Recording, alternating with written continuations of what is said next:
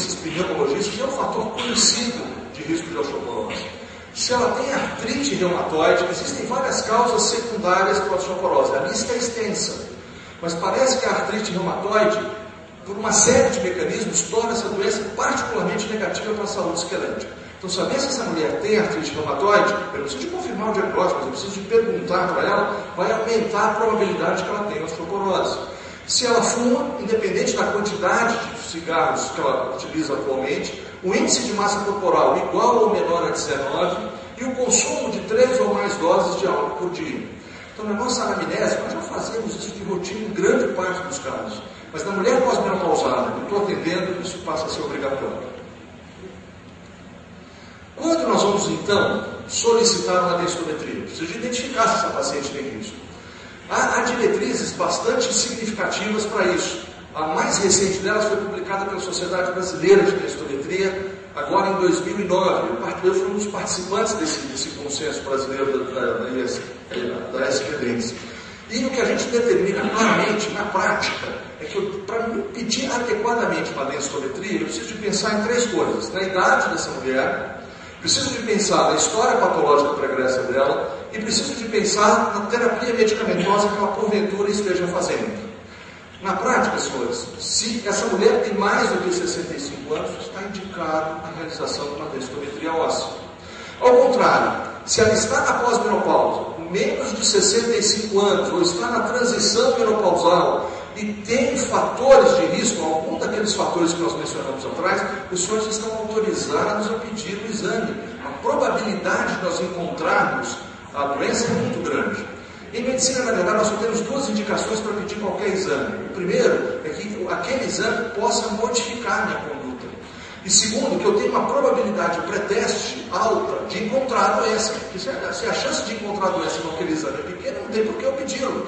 E isso tenta exatamente enquadrar a densitometria dentro dessa boa prática clínica. Então, a idade acima de 65 anos, ou na pós-menopausa ou na perimenopausa, com fatores de risco. Evidentemente, a história patológica pregressa dessa mulher nos ajuda. Qualquer adulto, mesmo antes da menopausa, que tenha uma fratura com fragilidade, deve fazer uma densitometria para investigar a possibilidade da osteoporose ser a causa disso. E adultos que tenham condições ou doenças associadas à baixa massa óssea. Nós sabemos claramente que uma série de doenças endocrinológicas, gastroenterológicas, hematológicas, renais, hepáticas, contribuem e que várias drogas também são altamente responsáveis por isso. Mas 3 são mais importantes para nós. Primeiro, os corticoides que nós já mencionamos. Segundo, os anticonvulsivantes, muito utilizados ainda, que são uma fonte importante de perda de massa óssea. E, sem sombra de dúvida, na ginecologia, de forma geral, os inibidores de aromatase que nós utilizamos no tratamento coadjuvante de câncer de mama fazem perder 7, 8% de massa óssea ao ano. Então, é fundamental que quando eu tenho alguma dessas medicações associadas exatamente a essa perda de massa óssea, eu preciso de estar atento nesse aspecto. Evidentemente, quando esse paciente é candidato a tratar, diagnostiquei a osteoporose e vou tratar, eu preciso de pelo menos para monitorar o tratamento da densitometria. E esse é uma indicação extremamente importante. Muito bem, então eu já sei quando eu devo pedir a densitometria, solicitei a densitometria e o resultado chega para mim. Com vários gráficos, com vários números, o que eu devo extrair na prática daquilo? O que eu devo procurar em todo o exame? Nós temos 2 aparelhos que fazem, duas indústrias que fornecem densitômetros. Um é a Lunar e outra é a Hologic. Tem laudos diferentes, medidas diferentes. Mas há 3 coisas em qualquer laudo de densitometria que os senhores precisam de procurar. E tem que identificar. Que são, primeiro, a própria densidade mineral óssea. Eu preciso de identificar, em algum lugar daquele laudo, qual que é a densidade mineral óssea em gramas por centímetro quadrado que aquela paciente tem. Essa é a medida do conteúdo mineral ósseo daquela paciente. E que vai me servir de referência para poder dizer, olha, eu preciso de avançar ou não. Porém, como todo exame, qualquer exame laboratorial que nós pedimos, nós temos o valor, mas eu tenho os valores de referência. Não é verdade? Será que aquele valor que eu encontrei da densidade mineral óssea é alto, é baixo ou está dentro do esperado? Para isso, nós temos também, na densitometria, senhores, valores de referência. E, na verdade, nós temos 2, diferentes dos outros exames. O primeiro desses valores de referência é o que nós chamamos de T-score. Há toda uma discussão por trás do T-score, mas na prática, o que eu preciso de saber mesmo é que o T-score nada mais é do que a comparação daquela densidade mineral óssea que eu medi para aquela paciente com a média do adulto jovem. É possível saber qual que é a média do adulto jovem e ver se aquela densidade óssea que eu medi para a minha paciente, se ela está acima ou está abaixo. Uma segunda valor de referência que a densitometria me dá é o Z-score. E aqui ela faz uma outra comparação. Isso já vem no laudo, eu não preciso fazer cálculo para isso.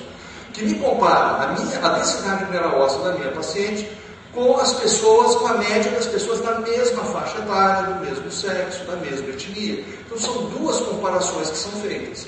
Então, ao receber um laudo de densitometria, procure densidade mineral óssea, procure T-score e procure Z-score. Nós vamos ver isso aqui para frente. Né? Na verdade, nós estamos falando aqui de osteoporose pós-menopausal, porque uma série de outras osteoporoses, mas na prática o que nós vamos lidar mesmo é com a osteoporose pós-menopausal. Talvez esses três valores, o T-score para diagnóstico seja crítico, seja um valor que os senhores não podem perder. Talvez possam perder os outros dois no meio do caminho, mas não percam o T-score. É ele que vai dizer para nós qual é o diagnóstico daquela mulher.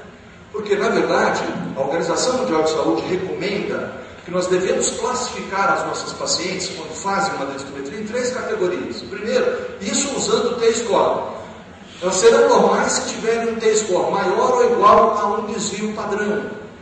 Cada desvio padrão, na prática clínica, representa em torno de 10% da massa óssea da média. Então, quando eu tenho menos um desvio padrão de T-score, da negativo, significa que aquela paciente perdeu menos 10% de massa óssea.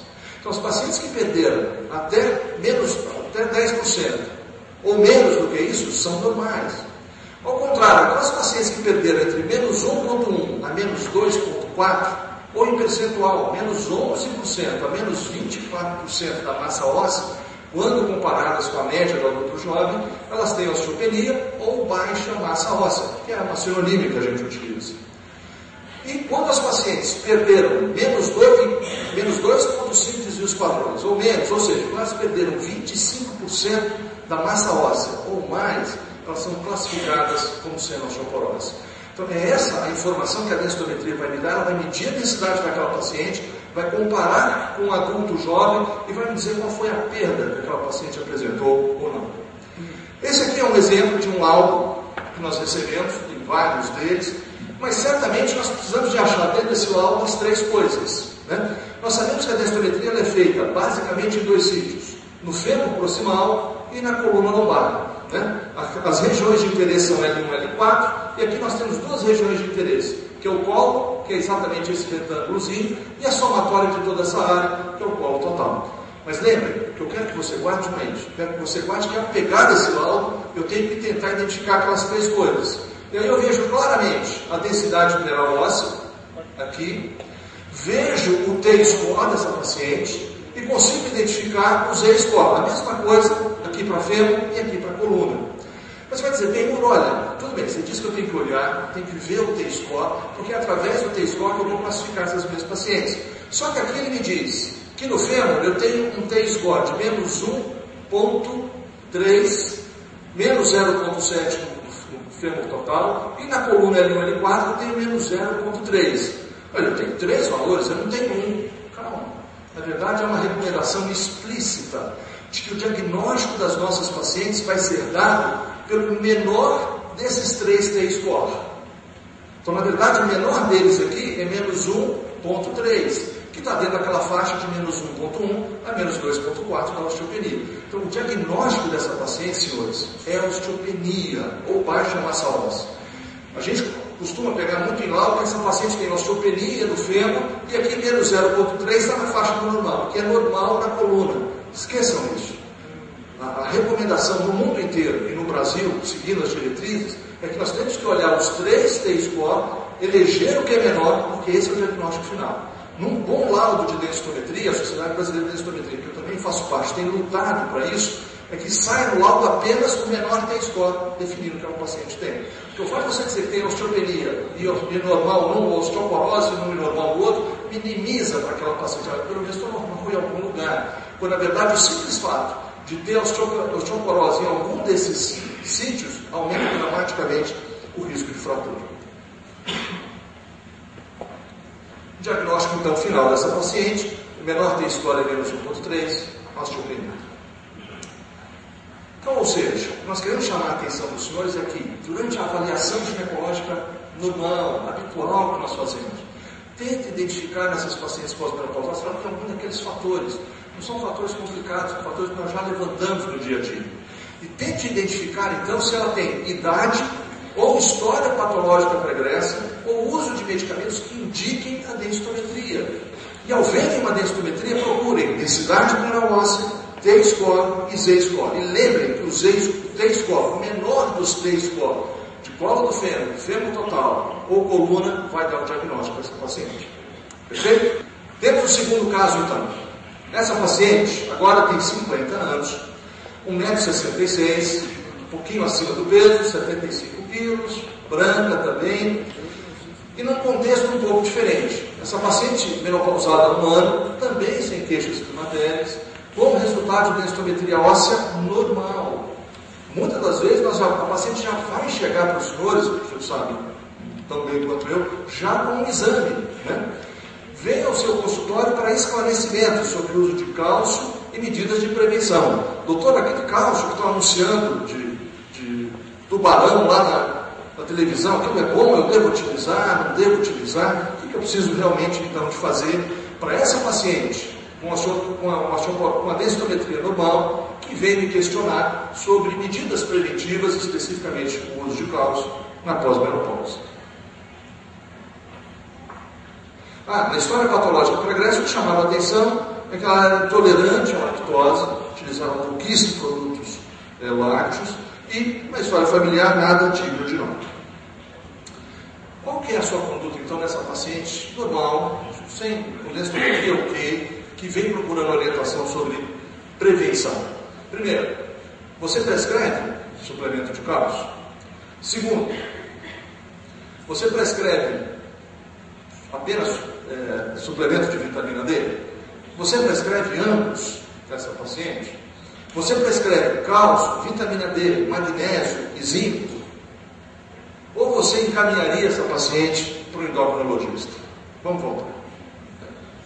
Esse time aqui é de primeira. Nós já fizemos essa enquete no Brasil inteiro. O percentual de acerto, para minha alegria aqui em Valadares, é muito bom, né? Então, na verdade, quer dizer, grande parte, pelo menos 39%, apesar de estar bem dividido aqui, prescreveria cálcio e vitamina D, né? Para ver a resposta correta, você clica outra vez. Isso, vamos ver qual é a correta, que é exatamente a alternativa 3. E nós vamos ver daqui a pouquinho por que apenas cálcio isoladamente nem sempre funciona, por que vitamina D é uma coisa que nós precisamos nos preocupar, mesmo aqui em Valadares, como a gente precisa se preocupar em qualquer lugar do mundo, que realmente a prescrição de magnésio e zinco, apesar de bem propagada, não conta com uma evidência sólida para demonstrar que haja diferença em termos de saúde esquelética, né? E que certamente encaminhar para o endocrinologista é deixar passar um trabalho que pode ser feito por